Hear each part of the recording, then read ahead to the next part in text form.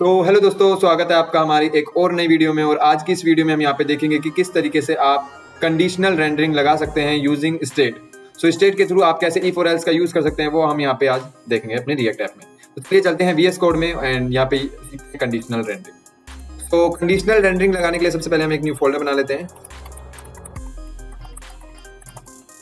And इसके अंदर हम एक फाइल बना लेते हैं।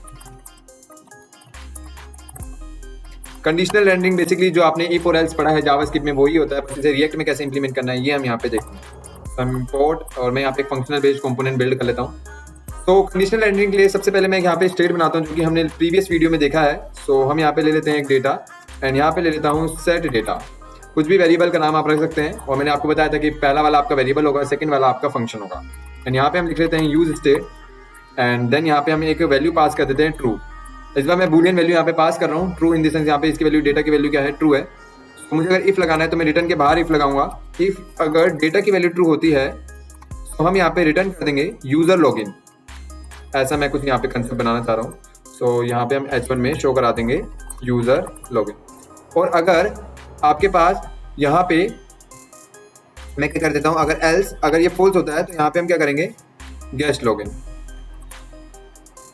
तो यहाँ पे हम लिख देते हैं रिटर्न एंड यहाँ पे H1 गेस्ट लॉगिन।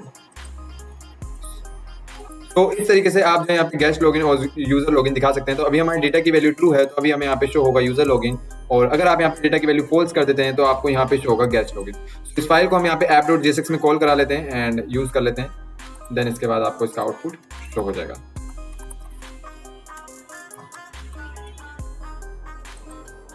सो हम यहाँ पे आते हैं एंड इसमें यहाँ पे आपको देखने को मिल जाएगा यूजर लॉगिन, क्योंकि अभी हमारी डेटा की वैल्यू क्या है, ट्रू है।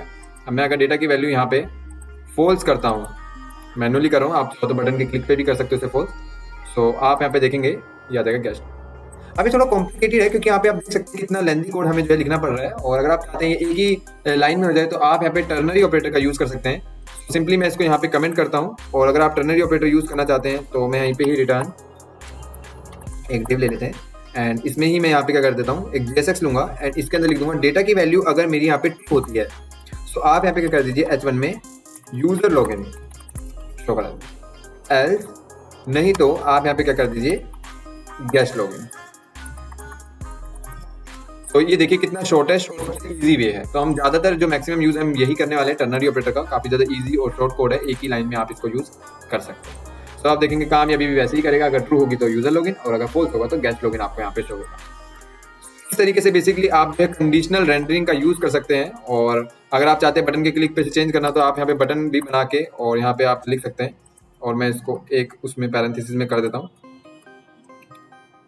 एंड इसमें सो बेसिकली मैं इसे एक डिव में कर देता हूँ यहाँ पे मैनुअली डिव, और इसको भी हटा के क्योंकि मल्टीपल जब आप एलिमेंट डाल रहे हैं तो आपको एक डिव में यहाँ पे डालना पड़ेगा। सो ये वाला हटाना है, ठीक है। सो अब यहाँ पे लिख देते हैं यहाँ पे गेस्ट लॉगिन। तो यहाँ पे गेस्ट लॉगिन आ जाएगा एंड ऐसे ही यहाँ पे बटन के क्लिक पे ऑन क्लिक पे मैं क्या करूँगा, सेट डेटा सॉरी, और डेटा में क्या कर दूंगा, गेस्ट लॉगिन के लिए मुझे क्या करना है, यहाँ पे फॉल्स करना है। सो हम यहाँ पे लिख देंगे फॉल्स।